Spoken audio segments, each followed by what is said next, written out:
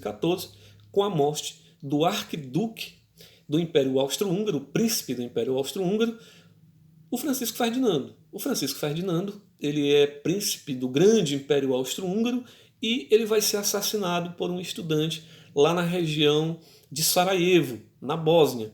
E esse assassinato ele vai gerar uma série de conflitos na região balcânica, que aliás já era uma região objeto de desejo de várias potências europeias nesse momento.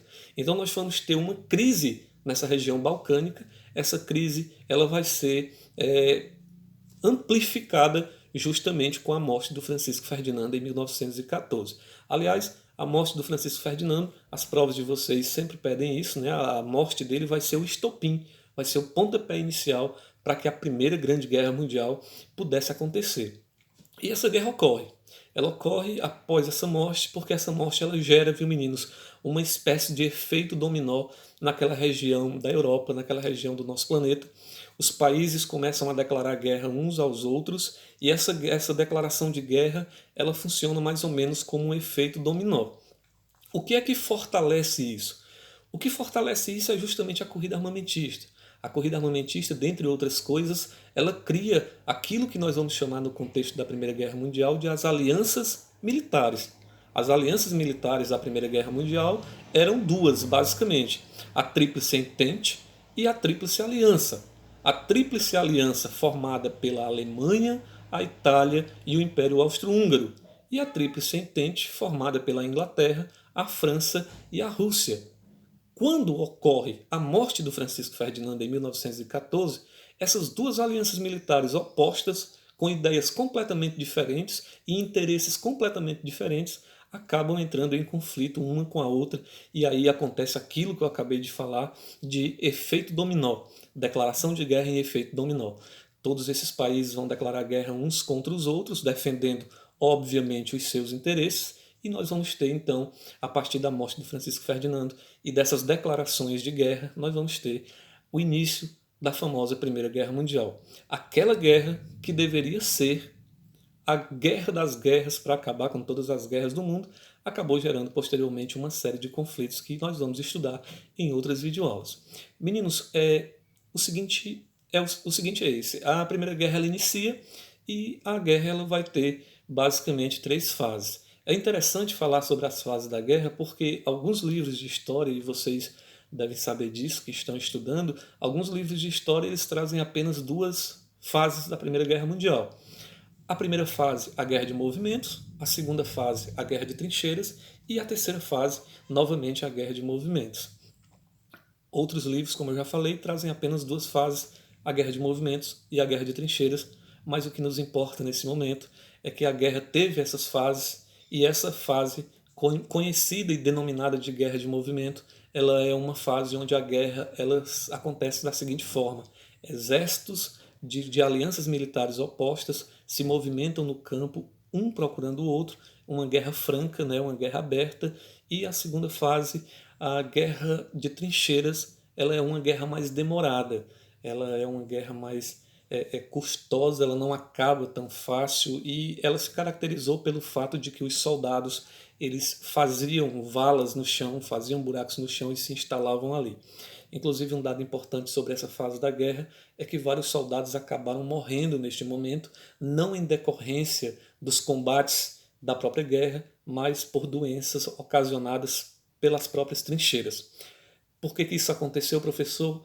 Porque os soldados eles ficavam ali por dias, semanas, meses, e os soldados que morriam, eles não tinham como ser sepultados, não dava para fazer isso, então eles eram colocados e serviam como piso para que os outros soldados pudessem andar ali em cima. Inclusive, esse fato de estar sepultando pessoas ali, né, não diria nem sepultando, mas jogando cadáveres ali, acabou atraindo uma série de animais, como ratos, por exemplo, e baratas, e esses animais eles acabaram ocasionando uma série de doenças relacionadas à questão da higiene, relacionadas à questão sanitária, e vários soldados acabaram morrendo acometidos por doenças sanitárias nesse momento. Meninos, a guerra ela tem esse movimento todo, a guerra ela é um acontecimento histórico muito importante, ela tem essas três fases, e um dado importante é que em 1917 a guerra toma um novo contorno. Isso porque até 1917 a Tríplice Aliança ela vinha vitoriosa nesse momento. Em 1917 nós temos alguns fatos novos que acabam mudando o rumo da guerra, como por exemplo a Rússia. Ela sai da Primeira Guerra Mundial em 1917 porque a Rússia vivia uma revolução interna, uma guerra civil, a Revolução Comunista, a Revolução Russa. Inclusive, nós iremos ter uma nova aula posteriormente falando sobre esse conteúdo. E a Rússia se retira em 1917.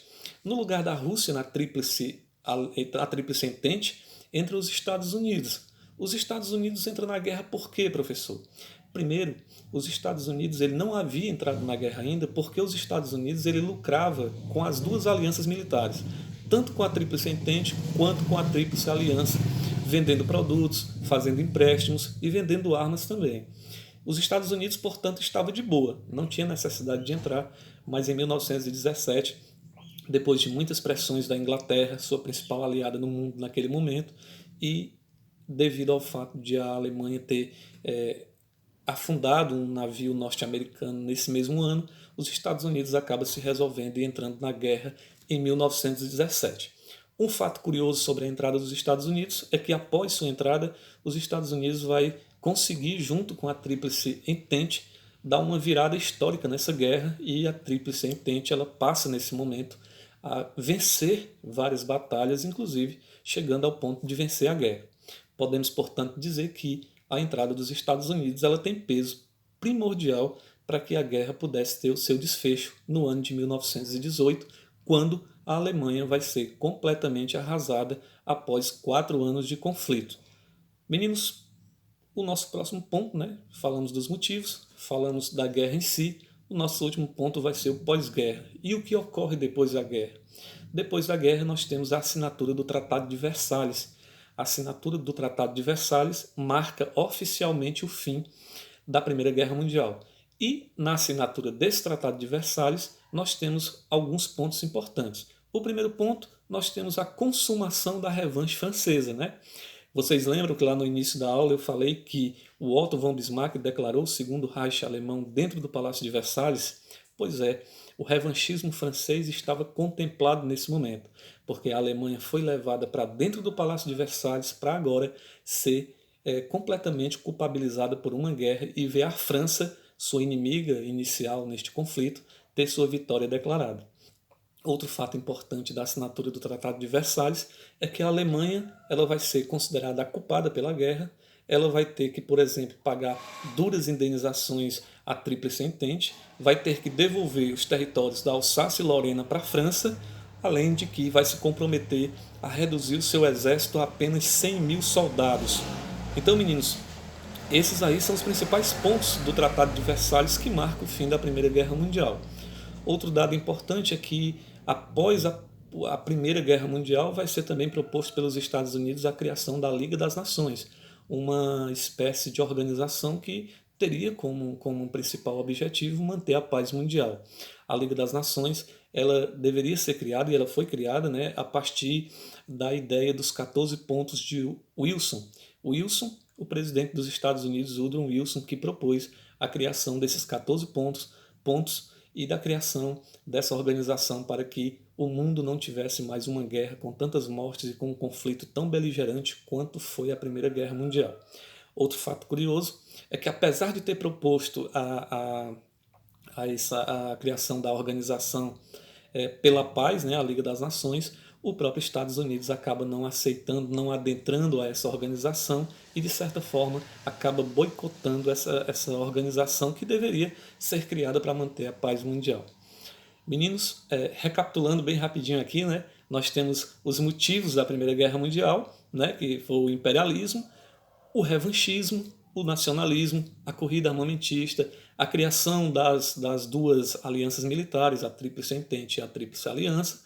Tivemos a guerra em si, né, ali dividida em 3 fases. Tivemos o final da guerra, que foi a assinatura do Tratado de Versalhes e o fato da Alemanha ter sido culpabilizada completamente pela Primeira Guerra Mundial, tendo que inclusive devolver os territórios da Alsácia e Lorena para a França. É isso aí, galera. Essa foi mais uma aula de história. Eu espero sinceramente ter contribuído com vocês. Espero sinceramente que vocês possam assistir e que gostem dessa videoaula e que curtam aí, porque posteriormente nós estaremos colocando outras videoaulas aqui em nosso canal Eu Historiador. Um abraço a todos vocês, tchau e até a próxima. Valeu!